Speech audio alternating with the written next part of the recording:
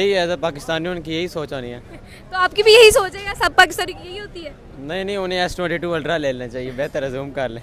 पूरी दुनिया की नज़र इस टाइम सिर्फ है तो वो इंडिया की तरफ है। जिस तेज़ी से वो गया है, 11 अगस्त को वो निकला था और सीधा जाके टकराया चांद पे और फिनिश हो गया। क्रैश हो गया, बिल्कुल ठीक है। मेरी सजेशन बाद में की पाकिस्तान से इंडिया कम अज़ कम भी कोई 6 टाइम्स, मतलब मोर देन 10 टाइम्स ज़्यादा टेक्नोलॉजी में। एशिया के ऊपर कि जी कल 22 है, परसों 23 है, तो धड़कनें बढ़ी हुई हैं। 6 बजे तक का टाइम दिया है उन्होंने कि जी जो चंद्रयान 3 है वो फाइनली मून पर जाकर लैंड करेगा। तो मेरी एक्सपेक्टेशन है कि इंडिया इंशाल्लाह सक्सेसफुल होगा। तो हर चीज़ घी में नज़र आ रहा है, देसी घी में, कढ़ाई में घुसे हुए हैं वो सारे के सारे। उनके लिए इतना खुशी का समा ये कि जी लूना खरगोश और वो कछुए की मिसाल दी, तो आज इंडिया जो है वो कछुए की चाल से चलता चलता चलता बिल्कुल चांद पे पहुंच रहा है। भेज रहे हैं, उसमें आप 0.08 मिलीमीटर का आप खला रख देंगे या उसमें खाली जगह छोड़ देंगे तो उसमें हवा तो आएगी। अस्सलाम वालेकुम। वालेकुम सलाम। कैसे हैं आप? अल्लाह का करम है। क्या नाम? इर्तिसाम मेहदी। अच्छा सर, अभी रिसेंटली अगर हम लोग स्पेस की बात करें तो एक नई रेस स्टार्ट हो गई है, मून रेस 2.0। रशिया हार गया, क्या कहेंगे? बड़े ही अफसोस की बात है। सबसे पहली बात तो ये है कि ये अनप्रोफेशनली है और देखा जाए, क्योंकि इन्होंने रिसेंटली भी कुछ स्पेस जो है वो सैटेलाइट पे भेजे थे, यानी स्पेस पे भेजे थे, जिसमें आप ये देख सकती हैं कि उसमें कुछ उन्होंने 0.8 मिलीमीटर का कुछ होल जो है वो खाली छोड़ दिया था। और भी बहुत सारे जो वजूहात हैं जो है, आप रिसेंटली देखा जाए तो ये कुछ अनप्रोफेशनली काम करते हैं, जबकि इनको प्रोफेशनल हो के काम करना चाहिए। जिस कदर वो तेज़ या अपने आप को मॉडर्नाइजेशन समझते हैं या इस दौर के मुताबिक अपने आप को ज़्यादा मॉडर्न समझते हैं, तो उसके हिसाब से वो अपने आप को उतना अपडेट नहीं रखते, कुछ नेग्लिजेंसी दिखाते हैं हर चीज़ में। जैसे कि अभी ये देखें, क्राफ्ट के अंदर आप या उस जब आप उसके भेज रहे हैं उसमें आप 0.08 मिलीमीटर का आप खला रख देंगे या उसमें खाली जगह छोड़ देंगे तो उसमें हवा तो आएगी, तो जाहिर बात है वो भी डिस्ट्रॉय हो गया। इसी तरह अभी रिसेंटली आप देखें कि क्या इतनी स्पीड के साथ है, जैसे वो खरगोश की आपने हमेशा मिसाल सुनी थी, खरगोश और वो कछुए की मिसाल दी, तो आज इंडिया जो है वो कछुए की चाल से चलता चलता चलता बिल्कुल चांद पे पहुंच रहा है। आई थिंक ये पाकिस्तान के लिए भी एक पॉजिटिव है, क्योंकि अगर इंडिया स्पेस रेस में आगे जाते हैं तो ये पाकिस्तान के लिए एज अ प्रेशर की तरह एक्ट करेगा। ठीक है। तो जैसे हमने न्यूक्लियर वेपन को इंडियन प्रेशर की वजह से बनाया, तो इसी वजह से हम अपने स्पेस की जो एक एजेंसी है इसमें आगे जाने के लिए इंडियन प्रेशर को एक्सेप्ट करते हुए इसमें हम आगे जा सकते हैं। तो ये पाकिस्तान के लिए एक पॉजिटिव है। इंडिया तो इस वक्त कह लें कि उनके सर हाथ पैर हर चीज़ घी में नज़र आ रहा है, देसी घी में, कढ़ाई में घुसे हुए हैं वो सारे के सारे। उनके लिए इतना खुशी का समा ये कि जी लूना लेकिन यार स्टिल इंडिया में से कोई भी हेट्रेड या कोई भी इस तरह की चीज़ नज़र नहीं आई। वो दे आर एक्चुअली सपोर्टिंग, और उन्होंने कहा था कि हम चाहते थे कि दोनों लैंड करें। तो क्या कहेंगे? ये देखिए एक बड़ापन होता है आपका कि आपके साथ ही कंपटीटर आया, उसने आपको वार्निंग दी, साथ में आपको कहा कि हम आप इस कम्पीट करेंगे, कम्पीट भी एग्जैक्ट डेट बताई कि जिस दिन मुँह की खाई। बिल्कुल। लेकिन एक बात है, जिस तरह अमेरिका इस वक्त रशिया की मीम्स बना रहा है, तो आई थिंक सो कि इंडिया अपने आप को काफ़ी कंट्रोल करके बैठा हुआ है, एडजस्ट करके बैठा हुआ है कि नहीं वो हमारे साथ था, उसने एटलीस्ट हमारे साथ कम्पीट किया। But the thing is that वो कुछ टेक्निकलिटीज़ आ गई उनके लूना 25 के अंदर, बट कोशिश उन्होंने पूरी की, कोशिश की दाद देनी चाहिए। इंडिया के पूरी जो एशियन कह लें कि एक कॉन्टिनेंट है वो नज़रें गड़ा के बैठा हुआ है इंडिया के ऊपर कि जी कल 22 है, परसों 23 है, तो धड़कनें बढ़ी हुई हैं। 6 बजे तक का टाइम दिया है उन्होंने कि जी जो चंद्रयान 3 है वो फाइनली मून पर जाकर लैंड करेगा एंड इंडिया चौथी बड़ी ऐसी कंट्री बनेगा रशिया, चाइना और अमेरिका के बाद, जिसने एशिया को एक मौका बख्शा है कि आप भी उस दौड़ में शामिल हो।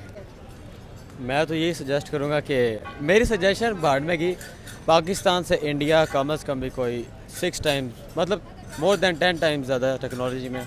तो हम इस बारे में ना ही सोचें तो ही बेहतर है। ठीक है। पाकिस्तान के हालात भी इस तरह हुए हैं, महंगाई इतनी हुई है हर बंदे को, तो टेक्नोलॉजी वाइज तो कुछ कह नहीं सकते। हाँ, ये बात वैसे समझने की है, बट हम यहाँ पर अपने हमसाए या दूसरे डेवलप स्टेट से मतलब लेसन्स नहीं लेते हैं, बट इन छोटे मोटे डेवलपमेंट की वजह से, टेक्नोलॉजी में तरक्की की वजह से एक कंपाउंड इफेक्ट क्रिएट होगा। ठीक है। जिसकी वजह से यहाँ के लोग या पॉलिटिशियंस इस बात पर मजबूर होंगे, ठीक है, जब न्यूक्लियर वेपन्स हमारे पास नहीं था, ठीक है, तो हमने इंडिया को हमारे जो पॉलिटिशियंस थे उन्होंने इंडिया को ये कहा कि साउथ एशिया को एक न्यूक्लियर फ्री जोन बनाते हैं। ठीक है। बट उन्होंने इसे एक्सेप्ट नहीं किया।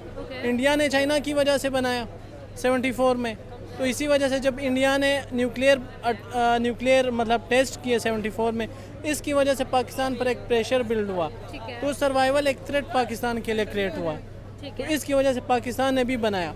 तो इसी वजह से जब इतने टेक्नोलॉजिकल डेवलपमेंट्स होंगे, फॉर एग्जांपल आर्टिफिशियल इंटेलिजेंस में होंगे, बिग डेटा में होंगे, स्पेस रेस में होंगे, बायो टेक्नोलॉजी में, जेनेटिक इंजीनियरिंग में, इंटरनेट ऑफ थिंग्स में, इसी तरीके से क्वांटम कंप्यूटिंग, इस तरह के जितने भी टेक्नोलॉजीज है, अगर इंडिया उनमें एक्सेल करता है तो इसकी वजह से आई थिंक पाकिस्तान पर एक पॉजिटिव प्रेशर बिल्ड होगा और यहाँ की जो एक साइंटिफिक और रिसर्च एंड डेवलपमेंट के बिल्ड करने में उनका एक पॉजिटिव रोल होगा। और अगर बात करें इस टाइम इंडिया के रशिया के वाले से, जिस तेज़ी से वो गया है, 11 अगस्त को वो निकला था और सीधा जाकर टकराया चांद पे और फिनिश हो गया, क्रैश हो गया, बिल्कुल ठीक है। देखिए सबसे बड़ी बात यह है कि जैसे कि आपने कहा कि इतनी बड़ी बड़ी टेक्नोलॉजिकल कंट्रीज़ लाइक उसमें रशिया आता है, अमेरिका आ गया, साथ में चाइना भी आ गया, तो इंडिया एशिया के अंदर इस वक्त मौजूद है और लोग यही समझते हैं कि इंडिया वैसे भी टेक्नोलॉजी में काफ़ी ग्रूम कर चुका है।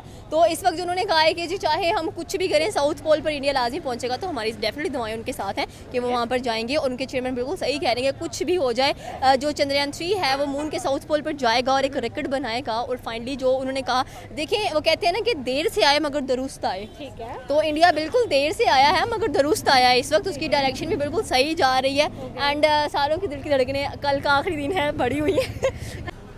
रेस एब्सोल्युटली जीतेगा क्योंकि गूगल का सीईओ भी इंडिया से है, तो ऐसे और भी कई कंपनीज हैं जो गूगल के साथ की हैं, ऐसे ही है। तो मेरी एक्सपेक्टेशन है कि इंडिया इंशाल्लाह सक्सेसफुल होगा। तो आपको क्या लगता है कि पाकिस्तान कब जाएगा चांद पर?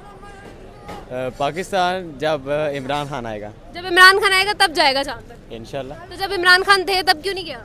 इमरान खान की हुकूमत में भी गद्दारी होती थी ना, मतलब उसके कंट्रोल में काफ़ी कुछ नहीं था, ठीक है। तो करप्ट इंसान। देखिए जी, एक जेलसी फील की थी ना उसने देखा कि मैं क्यों ना उससे पहले पहुंचूं, उसने मे भी उन पे कुछ चेक एंड बैलेंस ना कंप्लीट किया हो, उसे अभी मज़ीद टाइम लगना हो, लेकिन उसने ये देखा कि अगर चंद्रयान 3 पहले कामयाब हो गया साउथ पोल पे पहुंचने में, तो दुनिया में डंका बजेगा इंडिया का, तो क्यों ना मैं पहले पहुंच जाऊं। लेकिन इतनी जल्दबाजी में, कहते हैं ना जल्दबाजी का काम शैतान का काम होता है, हमारे यहाँ यही मुहावरा बड़ा इस्तेमाल होता है। तो ये बिल्कुल उनके जिस तरह से वो तेज़ी से अपने आप को पहुँचा है वहाँ पर और जाते क्रैश कर गया, तो ये उसने अपने और अपने लोगों का 1 करोड़ों अरबों का नुकसान किया है।